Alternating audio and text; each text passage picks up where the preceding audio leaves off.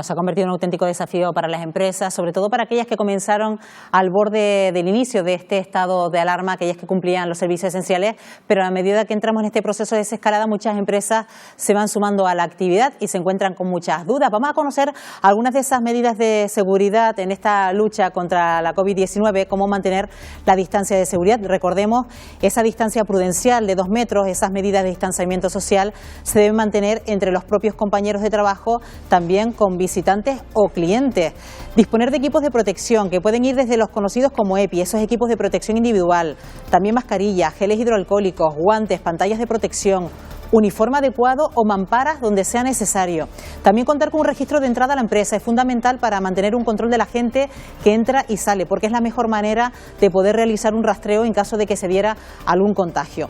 Dotar de paneles informativos de prevención. Es importante que la empresa destaque lugares estratégicos, esas medidas de prevención e higiene a realizar por parte de todo el personal y también de los visitantes. Es importante también que se establezcan zonas de limpieza, se refiere a esos lugares estratégicos donde vamos a encontrar los productos necesarios para llevar a cabo una desinfección permanente, sobre todo de nuestras manos. La higiene de manos es fundamental. Incremento también de limpieza y desinfección, porque sabemos que en estas circunstancias en las que el virus sigue estando muy presente, las labores de limpieza y desinfección se van a intensificar. También conlleva el uso de productos que ayuden en esa desinfección, como elementos claves como pomos de puertas donde tenemos que insistir, mesas, muebles, pasamanos, suelos, teléfonos, perchas, herramientas de trabajo. Bueno, al fin y al cabo son algunas medidas a adoptar, pero queremos seguir profundizando en este asunto, sobre todo por las dudas que se vienen incrementando por parte de esas empresas que se incorporan a la actividad. Y vamos a saludar en esta mañana a Maite Alarcón, que es socia directora de Ensamble Consultores. Señora Alarcón, ¿qué tal? Muy buenos días. Muy buenos días, bienvenida. Hola, buenos días, ¿qué tal estáis? Bueno, la verdad que, como decimos, estamos sumidos en una auténtica incertidumbre por parte de aquellas empresas que sobre todo ahora se incorporan a la actividad, señora Alarcón. Estamos en este estado de excepcionalidad, eso también conlleva excepcionalidad a la hora de practicar determinadas medidas preventivas, pero ¿cuáles son las obligaciones de la empresa para proteger a su personal? Bueno, yo creo que la primera medida que tiene que tomar la empresa es contactar con su servicio de prevención, ¿no? Porque estamos viendo que hay muchísimas normas que nos afectan o no nos afectan más o menos directamente, ¿no? Entonces realmente son los servicios de prevención de las empresas los que tienen que determinar qué riesgos hay en las instalaciones y en cada uno de los puestos de trabajo y nos orientan de forma precisa en cuanto a las medidas que tenemos que adoptar, ¿no? Lo que es importante que quede claro, señora Alarcón, es que es la empresa la que está obligada a garantizar la seguridad de los trabajadores, ¿verdad? Por supuesto, sí. La empresa es la que está obligada de alguna manera a garantizar esa seguridad de los trabajadores.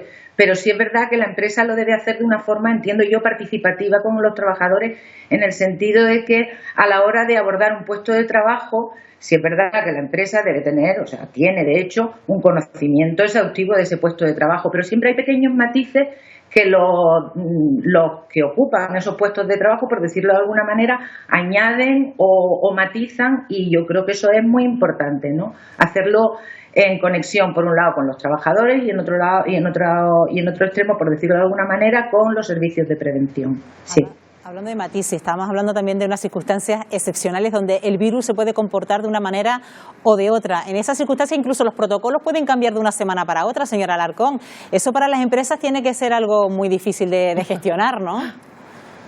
Efectivamente, ¿no? Y me llama la atención concretamente el tema de los guantes, por ejemplo, que ya ha pasado, pero que es un ejemplo claro, o temas como la toma de temperatura, ¿no?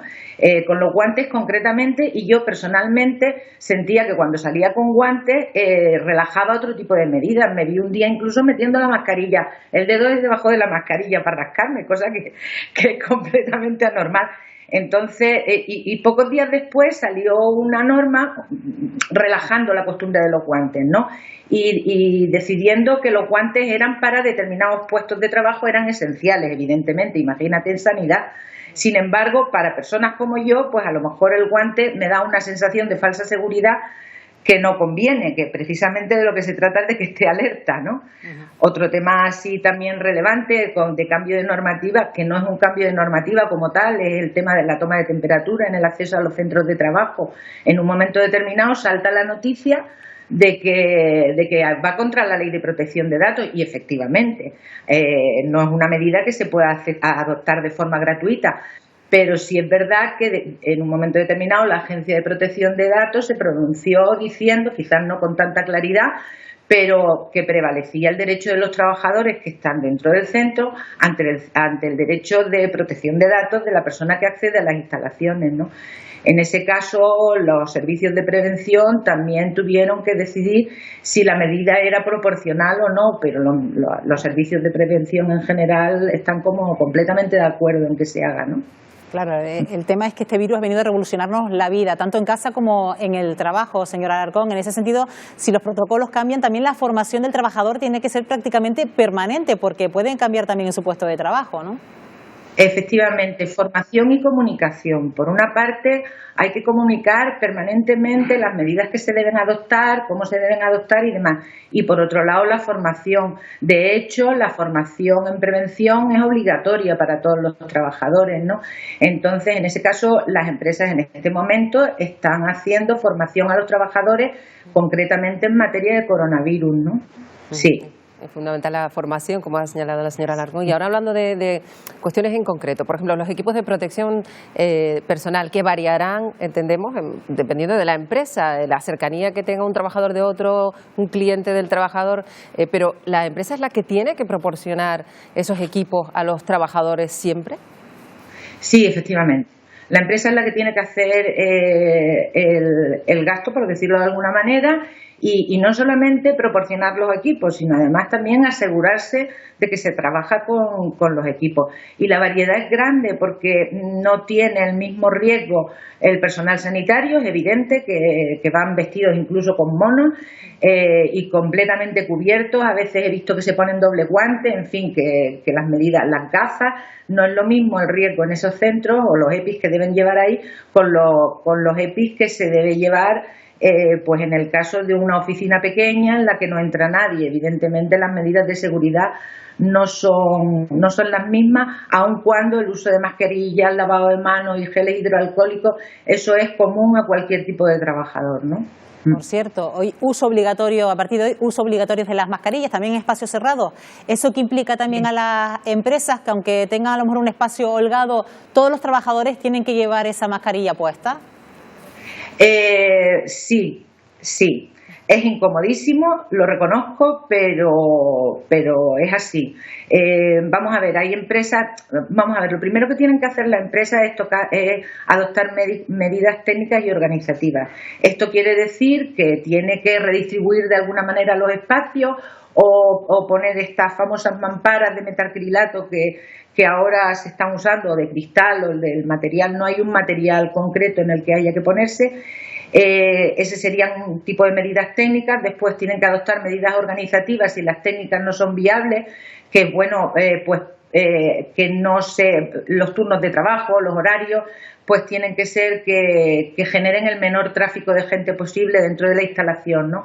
Y por último es cuando hay que usar los EPIs, es decir, si no es posible que estés aislado en tu puesto de trabajo con las medidas de seguridad suficientes, tienes que usar la mascarilla. Y eso siempre pasa en cuanto una persona se levanta de la mesa normalmente. No se puede controlar con quién te vas a encontrar ni a qué distancia vas a estar, porque, yo qué sé, te pones a hablar con una persona y lo normal es que en un momento determinado pierdas el control de la distancia que tienes respecto a esa persona. Entonces, de ahí viene la obligatoriedad de usar las mascarillas permanentemente, ¿no? Es importante que lo tengamos en cuenta en un día como hoy, en el que mucha gente irá, por ejemplo, se me ocurre oficinas donde hay mucha gente, bueno, pues saber que la tenemos que tener puesta, pero que si a lo mejor en nuestro puesto de trabajo, en nuestra mesa, no incumplimos la distancia de seguridad, podríamos retirarla durante un momento y luego volverla a poner, siempre siguiendo las indicaciones adecuadas, pues para hablar con una persona. Y luego hay una cuestión, ¿qué es lo que pasa cuando algún trabajador pues muestra algún síntoma, fiebre, algo que pudiera ser compatible con un síntoma de coronavirus? También ahí las empresas tienen un protocolo que ya está establecido, ¿no? Exactamente, las empresas deben disponer de un protocolo de actuación ante un posible caso de coronavirus. En ese sentido, mi recomendación otra vez es, si no se dispone de ese protocolo o no se sabe cómo establecerlo, es recurrir a los servicios de prevención, que ahora, por decirlo de alguna manera, son lo más en las empresas, ¿no? Y bueno, pues de acuerdo con el servicio de prevención, establecer ese protocolo, pero básicamente es desde que se detecta un posible posible caso de coronavirus en la empresa, en primer lugar, la persona que podría tener coronavirus debe ir al servicio médico y después hay que controlar el entorno, con qué persona se ha relacionado y adoptar incluso medidas especiales, ¿no? Ahí sí es conveniente usar mascarillas. Estaba oyendo antes que hablabais de las higiénicas, de las quirúrgicas. Desde el momento en que hay un posible caso de coronavirus en una empresa, el personal que se ha relacionado, que se relaciona habitualmente con esta persona, debe usar otro tipo de mascarillas, que son las famosas FFP2, y bueno, pues un control absoluto sobre todo lo que pasa, lo que ha pasado y lo que está pasando en ese entorno, ¿no?, en el que trabajaba este trabajador. Y no nos olvidemos del auge también experimentado por el teletrabajo, señora Alarcón. También se valora desde el punto de vista preventivo ese puesto de trabajo que se realiza ahora en casa y sobre todo las medidas higiénicas que debemos adoptar también en casa para luego regresar de nuevo a nuestro puesto de trabajo ya in situ en la oficina, por ejemplo.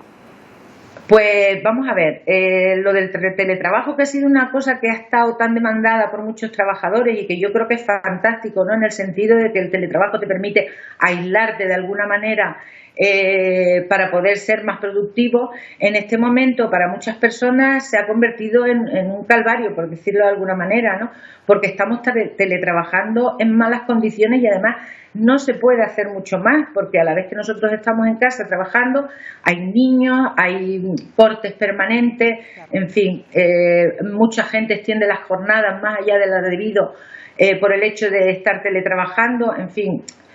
Se ha hecho un poco complicado. Desde luego, lo que sí es verdad es que es la primera medida que se recomienda. Mientras sea posible teletrabajar, se debe teletrabajar.